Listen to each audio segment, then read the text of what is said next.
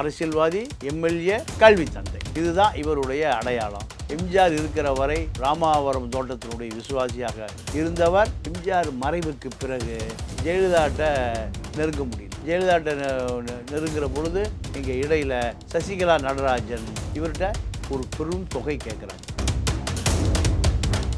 அந்த காலகட்டத்தில் ராமதாஸுடைய வளர்ச்சி, ராமதாஸுக்கு கார்னர் கொடுக்கணும் திமுக, அதுக்கு ஜெகத் ரட்சகனை கருணாநிதி பயன்படுத்தணும். வீர வன்னியர் பேரவை யார் ஆரம்பிச்சது? ஜெகத் ஆரம்பிக்கிறார். ஆரம்பித்து திமுகவுக்கு ஆதரவு நிலையை எடுக்கிறார். ராமதாஸை விட வன்னியர்களுக்கு மத்தியில் ஒரு செல்வாக்கை உண்டாக்கி அதை திமுக பக்கம் திருப்பி.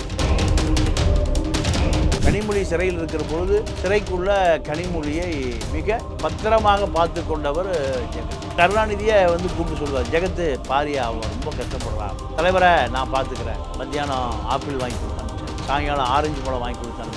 ஆரஞ்சு பழம் ஆப்பிள் பழம்னா நீங்கள் நேரடியாக கனிமொழிக்கு மட்டும் போயிட முடியாது. ஜெகத் ரட்சகனை பொறுத்த வரைக்கும் மீண்டும் மீண்டும் நெருக்கடி பிஜேபியிலிருந்து திமுக பக்கம் இருப்பதா, பிஜேபி பக்கம் இணைவதா, இதுதான் அவருடைய நிலை. ஆனால் தற்போதைய நிலவரப்படி ஜெகத் ரட்சகன் எத்தனை கோடி சொத்துக்கள் இருக்குது?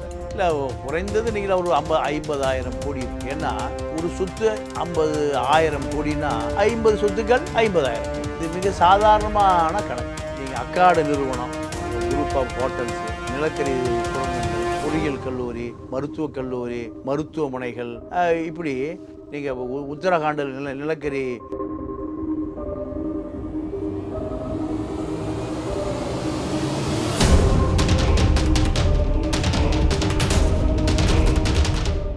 ரியல் ஒன் நேயர்களுக்கு வணக்கம். இன்றைய சிறப்பு நேர்காணலில் நம்மோடு இணைகிறார் மூத்த பத்திரிகையாளர் திரு தமிழ பாண்டியன் அவர்கள். வணக்கம் சார். ஜெகத் ரட்சகன் சாதாரண குடும்பத்தில் பிறந்து வளர்ந்த ஜெகத் ரட்சகன் எம்பி அவர்கள் 50,000 கோடி சம்பாதிக்கிற அளவுக்கு அவருக்கு வருமானம் எப்படி வந்தது, எப்படி அவரோட வளர்ச்சி அபரிவிதமாக வந்திருக்கு சார்? அவர் தீவிரமான எம்ஜிஆர் பக்தர், எம்ஜிஆர் விசுவாசி. பாண்டிச்சேரி தமிழ்நாடு எல்லையோரம் உள்ள ஒரு சிறு கிராமத்தில் பிறந்து வளர்ந்தவர். நீங்கள் எம்ஜிஆர் மீது உள்ள பற்று காரணமாக அவர் எம்ஜிஆருடைய சத்யா ஸ்டுடியோவில் அங்கு தன்னை இணைத்து கொள்கிறார். அப்போ எம்ஜிஆர் தான் அப்போ 72க்கு முன்பு, கட்சி ஆரம்பிக்கிறதுக்கு முன்பு. அப்போ எம்ஜிஆர் என்ன பண்ணுறாரு, உன்னுடைய வறுமையை தீர்த்து கொள்ளுவதற்கு ஒரு வேலை வாங்கி தரேன்னு சொல்லி கணக்காளர், மின்சார வீடுகளில் போய் கணக்கெடுப்போம்ல, அது போன்ற ஒரு கணக்காளர் வேலையை திமுக ஆட்சி காலத்தில் வாங்கி தர்றாரு. எங்கேன்னா குரோம்பேட்டை ஏரியாவில். அப்போ அதுதான் அவருக்கான ஜீவிதம், இதுதான் அடிப்படை. 72 கட்சி ஆரம்பித்த பிறகு நீங்கள் அந்த வேலையை விட்டுட்டு சத்யா ஸ்டுடியோவில் பணியாளராக மாறிடுறார். எம்ஜிஆர் கட்சி ஆரம்பித்த காலத்தில் இவர் முழு நேர எம்ஜிஆர் தொண்டர்கள், கட்சிக்காரர்கள், அவர்களை பட்டியலிடக்கூடிய, யார் வந்தாங்க யார் போனாங்க, இது எம்ஜிஆருடைய கவனத்துக்கு கொண்டு போகக்கூடிய பணி சத்யா ஸ்டுடியோவில்.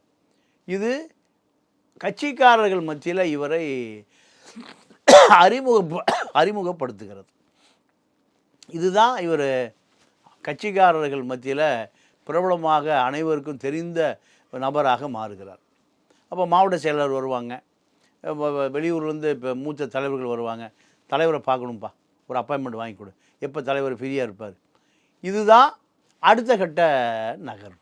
1980களில் உத்திரமேலூர் தொகுதி எம்எல்ஏவாக மாறிய பிறகு எம்ஜிஆருடைய விசுவாசி, எம்ஜிஆர் விசுவாசியாக இருந்து அந்த காலகட்டத்தில் எம்ஜிஆர் என்ன பண்ண 80களில் மறுபடியும் வெற்றி பெறுகிறார். வெற்றி பெற்ற பிறகு எம்ஜிஆர் என்ன பண்ணுறாருன்னா, அனைவருக்கும் கல்வி நிறுவனங்கள் ஆரம்பிப்பதற்காக உதவி செய்கிறார். லைசன்ஸு சும்மா கொடுக்குறாரு, இடம், அரசு இடம் சும்மா கொடுக்குறாரு, ஆளுக்கு ஒரு தொகையும் கொடுக்குறார். ஏன், நம்ம மாணவர்கள் வெளி மாநிலத்தில் போய் படிக்கக்கூடாது, நீங்கள்லாம் காலேஜ் ஆரம்பிங்க. இப்படி ஆரம்பிக்கப்பட்ட கல்லூரிகள் தான் இன்றைக்கி இருக்கக்கூடிய AC Shanmugam college, Jagath Ratchagan, JPR, VAT Viswanathan, கல்வி தந்தைகள் பூரா எம்ஜிஆர் உருவாக்கப்பட்டவங்க தான். எம்ஜி ராமச்சந்திரன் மெடிக்கல் கல்லூரி, சாராய உடையார், ராமசாமி உடையார் காலேஜ், அதெல்லாம் ஏரி புறம்போக்கு. எம்ஜிஆர் கூப்பிட்டு ஒரு மடைக்கு 100 ஏக்கரை மடக்கிக்க, கல்லூரி கட்டு, ஏழை வாழைக்கு மருத்துவக் கல்லூரி கொடு, இப்படி பனிமலர் ஜேபிஆர். அந்த காலகட்டத்தில் இவருக்கு ஒரு கல்லூரி கிடைக்கப்படுகிறது. அந்த கல்லூரியை இவர் நடத்துகிறாரு. நடத்திய பிறகு இவர் அரசியல்வாதி, எம்எல்ஏ, கல்வி தந்தை, இதுதான் இவருடைய அடையாளம். எம்ஜிஆர் இருக்கிற வரை நீங்கள் ராமாவரம் தோட்டத்தினுடைய விசுவாசியாக இருந்தவர். எம்ஜிஆர் மறைவுக்கு பிறகு அவர் ஜெயலலிதாட்ட நெருங்க முடியல. ஜெயலலிதாட்ட நெருங்குற பொழுது நீங்கள் இடையில் சசிகலா நடராஜன் இவர்கிட்ட ஒரு பெரும் தொகை கேட்குறாங்க. இந்த பெருந்தொகை கொடுத்தாலும் அவருக்கு மீண்டும் சட்டமன்ற உறுப்பினர் பதவி இல்லை, நாடாளுமன்ற உறுப்பினர் பதவி இல்லை. இது அவரை மிக வருத்தத்துக்கு உண்டாக்குது. அதன் பிறகு என்ன பண்ணுறாரு, இனிமேல் நமக்கு எம்ஜிஆர் மறைவுக்கு பிறகு அதிமுக கதவுகள் அடைக்கப்படுகிறது. அடைக்கப்பட்ட பிறகு நீங்கள் இன்னொரு கதவு திறக்கப்படுகிறது. அந்த கதவு யாருடைய கதவு? திமுக கதவு. கலைஞர் கருணாநிதிட்ட வந்து சேர்றார். எப்போ எம்ஜிஆர் மறைவு 81, 91, அதுக்கு மேலே இருக்க முடியல. 91 ஜெயலலிதா முதலமைச்சர், ஜெயலலிதாட்ட சர்வைவல் ஆக முடியல. ஜெயலலிதா நெருங்குறாரு. அதாவது சசிகலா விடலை, நடராஜன் தடுக்கிறாரு. அப்போது போக்கிடம் திமுக. திமுகவுக்கு வந்த பிறகு கருணாநிதிட்ட ரொம்ப நெருக்கமாக மாறிடுறார். ஏன்னா கல்வி தந்தை, அப்போ பிரதான எதிர்க்கட்சி கருணாநிதி. அப்போது முழுக்க வன்னியர் பகுதிகளில் கட்சி பலவீனமாக இருக்குது. திமுக அதை மீட்டெடுக்கக்கூடிய வேலையை செய்கிறார். அந்த காலகட்டத்தில் ராமதாஸுடைய வளர்ச்சி, ராமதாஸுக்கு கார்னர் கொடுக்கணும் திமுக. அதுக்கு ஜெகத் ரட்சகனை கருணாநிதி பயன்படுத்தி கொள்கிறார். வீர வன்னியர் பேரவை யார் ஆரம்பித்தது? ஜெகத் ஆரம்பிக்கிறார். ஆரம்பித்து திமுகவுக்கு ஆதரவு நிலையை எடுக்கிறார். கருணாநிதி எப்பவுமே பிரிட்டிஷ்காரன் சூழ்ச்சியை போல் பிரித்தாளும் சூழ்ச்சி பண்ணுவார். அப்போ கருணாநிதி என்ன பண்ணுறாரு, ராமதாஸை பலவீனப்படுத்தணும்னா இன்னொரு ராமதாஸ் நமக்கு வேணும். ஒரு வன்னியர், இவர் ஒரு வன்னியர். அந்த வகையில் வீர வன்னியர் பேரவை, இதுதான் ராமதாஸை விட வன்னியர்களுக்கு மத்தியில் ஒரு செல்வாக்கை உண்டாக்கி அதை திமுக பக்கம் திருப்புறார்.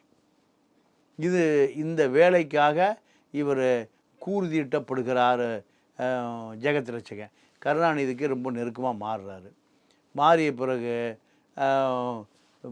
திமுகவினுடைய நாடாளுமன்ற உறுப்பினர் அதே வாஜ்பாய் காலத்தில் இவர் டெல்லியில் திமுகவினுடைய முகமாக மாறி போகிறார். முரசொலிமானுக்கு நெருக்கம், கருணாநிதிக்கு நெருக்கம், டெல்லி லாபி எல்லாமே வந்து திமுகவினுடைய அடையாளம். இந்த காலகட்டத்தில் இவருடைய கல்வி நிறுவனங்கள், பாரத்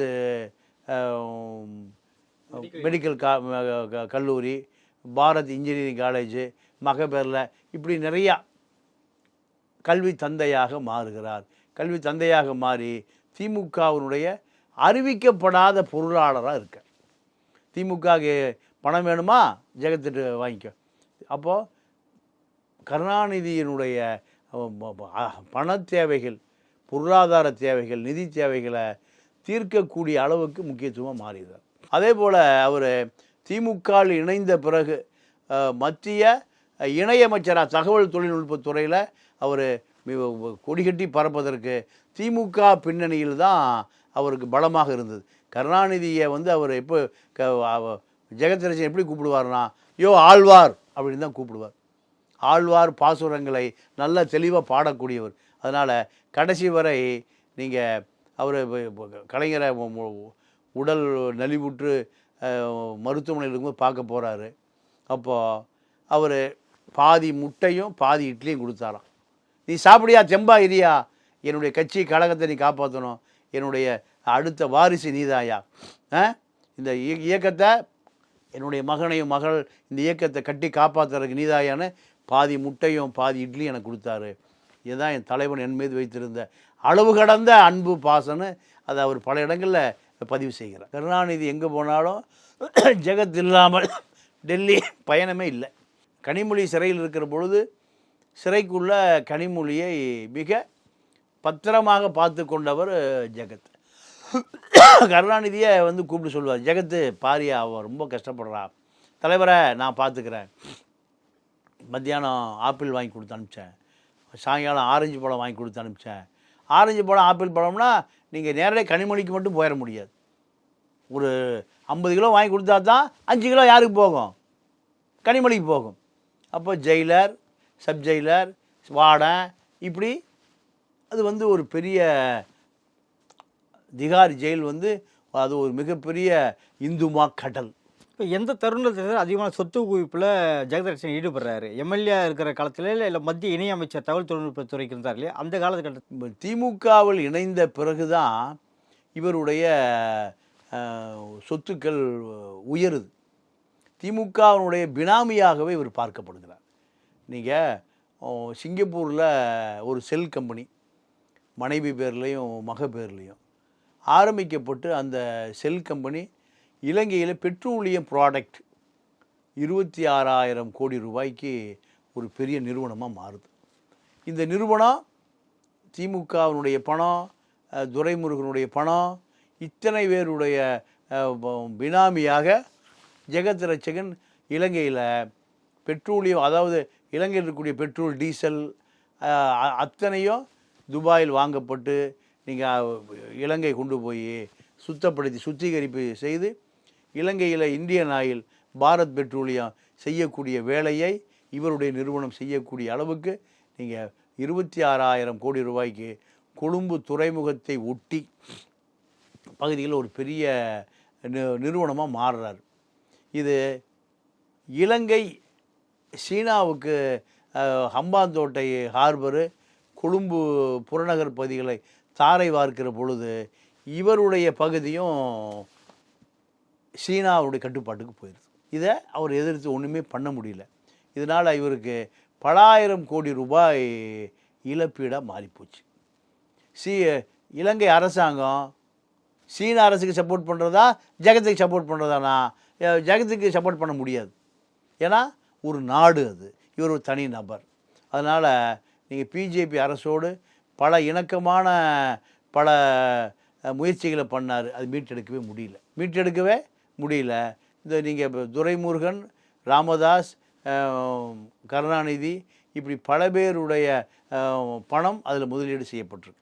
சீன அரசாங்கத்தோடு சர்வதேச அளவில் வழக்கு போட்டு அதை மீட்டெடுக்கக்கூடிய ஒரு முயற்சியை செய்து பார்த்தார், அது பலனளிக்கல. அப்போ ஜெகத் ரட்சகனை பொறுத்த வரைக்கும் மீண்டும் நெருக்கடி பிஜேபியிலிருந்து. திமுக பக்கம் இருப்பதா, பிஜேபி பக்கம் இணைவதா, இதுதான் அவருடைய நிலை. ஆனால் பல முறை இவர் இடி ரெய்டுக்கு உள்ளாகி திமுகவினுடைய பணங்களை எல்லாம் பல முறை காப்பாற்றி கொடுத்துருக்கார். என்ன காரணம் கேட்டிங்கன்னா, திமுகவினுடைய முழு விசுவாசி இவர்.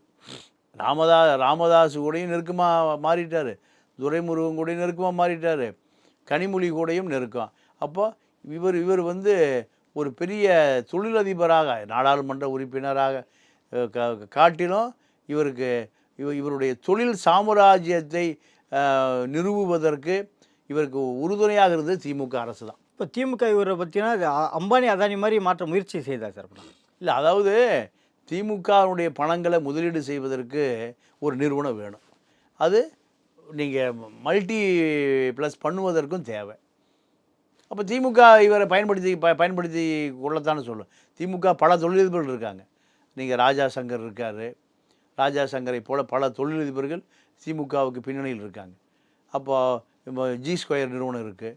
இதெல்லாமே திமுகவுடைய பினாமி நிறுவனங்கள் தான். கேட்டால் எனக்கு அது சம்மந்தம் இல்லைன்றுவாங்க. நீங்கள் இடி ரைடு போச்சுன்னா அது அவருடைய நிறுவனம், அவர் தான் அதில் தொழில், எங்களுக்கு அதுக்கும் தொடர்பே இல்லை. எப்பவுமே எல்லா கட்சியும் அப்படி தானே சொல்லுவாங்க. ஆனால் பினாமிகளை நிறைய பேர் வச்சுருப்பாங்க. இந்த நிறுவனங்கள் அத்தனையுமே ஆளுங்கட்சிக்கு ஆதரவு நிறுவனங்களாக இல்லாமல் இருந்தால் இதை நடத்த முடியாது. மத்திய அரசாங்கம் இவர்களை வழிக்கு கொண்டு வர்றதுக்கு என்ன பண்ணுவாங்க? ஒரு ரெய்டு விடுவாங்க. இதுதான் திமுகவாக இருந்தாலும், அதிமுகவாக இருந்தாலும், நீங்கள் காங்கிரஸாக இருந்தாலும், பிஜேபியாக இருந்தாலும், எல்லா கட்சிகளுக்குள்ளேயும் பல பினாமிகள் இருப்பாங்க. பிஜேபிக்கு இப்போ வந்து யாருன்னா அதானி நெருக்கமாக இருக்கார். ஜெகத்ரட்சகன் சம்மந்தமான எத்தனை ஆலைகள் என்னென்ன இருக்குது சார்? நீங்கள் அக்காடு நிறுவனம், குரூப் ஆஃப் ஹோட்டல்ஸு, நிலக்கரி சுரங்கங்கள், பொறியியல் கல்லூரி, மருத்துவக் கல்லூரி, மருத்துவமனைகள், இப்படி நீங்கள் உத்தரகாண்டில் நிலக்கரி சுரங்க தொழிற்சாலைகள், சிங்கப்பூரில் சாஃப்ட்வேர் கம்பெனி, இதில் வரக்கூடிய பல கோடிக்கணக்கான ரூபாய்களை வேறு வேறு தொழில்களை வெளிநாடுகளில் முதலீடு செய்து பல ஆயிரம் கோடி ரூபாய் இவர்களுடைய நிறுவனம் தொழில் செஞ்சிட்ருக்கு. நட்சத்திர ஹோட்டலும் நிறைய. ஆமாம், அது அக்காடு குரூப்ஸ் ஹோட்டல் பூரா அவர் தான். பாண்டிச்சேரியில் இருக்குது, சென்னையில் இருக்குது, டெல்லியில் இருக்குது, மகாபலிபுரத்தில் இருக்க கல்டான் சமுத்திரா ஹோட்டல். ஆமாம், கால்டன். ஆமாம், இப்படி நிறைய நிறுவனங்கள் எல்லாமே வந்து அவருக்கு வந்து இந்த நிறுவனங்களை பராமரிப்பதற்கு அவருக்கு இப்போ பல பினாமி கம்பெனிகள் இது இயங்கிட்டு தான் இருக்குது. இப்போ நாடாளுமன்ற உறுப்பினர் ஆவதே சொத்துக்களை பாதுகாக்க வேறு அதோட நீங்கள் ஒரு அதிகாரியை சந்திப்பதோ இல்லை அமைச்சரை சந்திப்பதற்கோ நாடாளுமன்ற உறுப்பினர் பதவி தவிர்க்க முடியாது. அதனால் அவருக்கு நாடாளுமன்றம் பதவி என்பது விலை கொடுத்து வாங்கப்படுகிறது. உதாரணத்துக்கு இப்போ வேந்தர் இருக்கார், யார்? பாரிவேந்தர், பெரம்பலூர். அப்போ நாடாளுமன்ற உறுப்பினராக இருந்தார். என்ன காரணம்? அவருக்கு நாடாளுமன்ற உறுப்பினர் பதவியோடு ஒரு அமைச்சரை சந்திப்பதற்காகவோ இல்லை ஒரு ஆளுங்கட்சியை சந்திப்பதற்கோ ஒரு நாடாளுமன்ற உறுப்பினர் பதவி இது ஒரு அலங்கார பதவி. சார், எம்ஜிஆர் இவர்களுக்கு பணம் கொடுத்த நோக்கம் வந்து கல்வி தந்தையாக இருக்கணும், எல்லாருக்கும் இலவச கல்வி கொடுக்கணுன்ற பேரில் தான் எம்ஜிஆர் கொடுத்தாரு. அது போல் நடவடிக்கைகள் ஏதாவது செயல்பட்டாரா? ஏழைகளுக்கு இலவசமாக கல்வி ஏதாவது கொடுத்துருக்காரா இவர்? இல்லை, எம்ஜிஆருடைய நோக்கம், எம்ஜிஆரால் உருவாக்கப்பட்ட யாருமே எம்ஜிஆரை போல இல்லை. உதாரணத்துக்கு ஜேபிஆர், ஏசி சண்முகம், ராமச்சந்திரா உடையார், விஐடி விஸ்வநாதன், முனிரத்னம், இப்படி பட்டியல் அடுக்கிட்டே போகலாம். எம்ஜிஆர் என்ன நோக்கத்துக்காக உருவாக்கினாரோ அந்த நோக்கம் நிறைவேறவே இல்லை. எல்லாமே பணம் சம்பாதிக்கக்கூடிய, பணம் கொட்டக்கூடிய ஒரு பெரிய அமுத சுரபியாக மாறிச்சு. அதில் நீங்கள் இப்போ மறைந்த சைத துரைசாமி, வெற்றி துரைசாமி, இவர்கள் தான் மனிதநேய அறக்கட்டளை பயிற்சி மையம். பணமே வாங்காமல் இலவசமாக இலவச பயிற்சி மையம். இதுதான் எம்ஜிஆருடைய கனவு. எம்ஜிஆருடைய கனவை எம்ஜிஆர் தொண்டர்கள், எம்ஜிஆரால் உருவாக்கப்பட்ட இரண்டாம் கட்ட தலைவர்கள் யாரும் இதை பின்தொடர்ந்ததாக எந்த ஆதாரங்களும் இல்லை.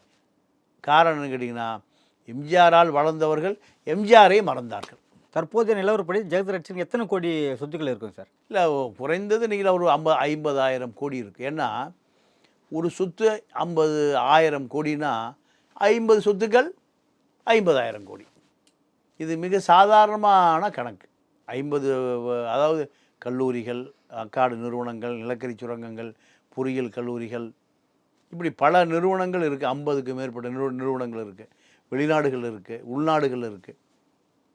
அப்போ ஒரு நிறுவனம் 1000 கோடி ரூபானா 50,000 கோடி ரூபாய். மிக சாதாரணமான ஒரு தொழிலாளியாக வாழ்க்கையை துவக்கியவருக்கு இன்றைக்கி 50,000 கோடி ரூபாய்ங்கிறது நான் குறைவாக சொல்கிறேன். இதை விட 2 மடங்கு அதிகமாகத்தான் இருக்கலாம். ஏன்னா ஒரே ஒரு பெட்ரோலியம் ப்ராடக்ட்டுக்காக 26,000 கோடி ரூபா நீங்கள் காணாமையே போச்சு. அதை பற்றி அவர் கவலையே படலை. ஏன்? அது மாதிரி பல மடங்கு இருந்தால் தான் அவர் அதை பற்றி லட்சியம் பண்ணாமல் அடுத்து இருக்கக்கூடிய தொழிலை கவனிப்போம், இந்த முடிவுக்கு வர்றார். அதனால் அவரை பொறுத்த வரைக்கும் இன்று தமிழ்நாட்டில் விரல் விட்டு எண்ணக்கூடிய கோடீஸ்வரர்கள் பட்டியலில் அவருடைய பெயரும் இடம்பெற்றிருக்கு. ஜெகத்ரட்சகன் பற்றி பல தகவல்கள் மிக்க நன்றி. நன்றி, வணக்கம்.